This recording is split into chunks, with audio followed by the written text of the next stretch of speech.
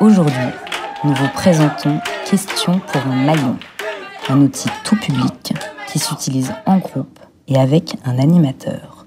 Fabrice va nous faire la présentation. L'outil se compose de 4 buzzers et d'un livret avec des questions. Si vous n'avez pas de buzzer, de simples drapeaux suffisent. Pour les règles du jeu, vous pouvez vous rapporter à la fiche de l'outil sur notre site. Nous avons conçu ce jeu comme une première approche thématique. L'animateur a un grand rôle à jouer. Il doit être dynamique et parler fort. La première manche sert à affirmer les connaissances que les participants ont déjà. On pose une question et les participants choisissent entre plusieurs réponses. Attention, pensez bien à actualiser vos carnets lorsqu'ils contiennent des questions relatives à la loi par exemple.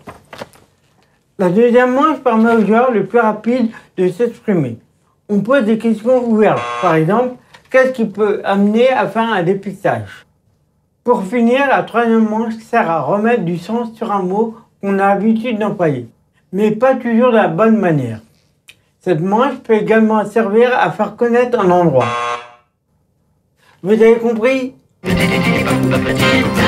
thématiques abordées sont très diverses. C'est un outil facile à actualiser. On peut donc s'en servir pour parler de sujets d'actualité.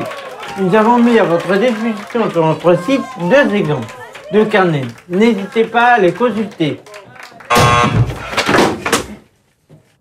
Vous l'avez compris, nos outils servent à ouvrir la discussion. Il n'y a pas de bonne ou de mauvaise réponse. Grâce à vos questions, les participants pourront prendre du recul sur leur pratique. Ba-ba-dee-ba-ba-dee-ba-ba-dee-ba-ba-dee-ba.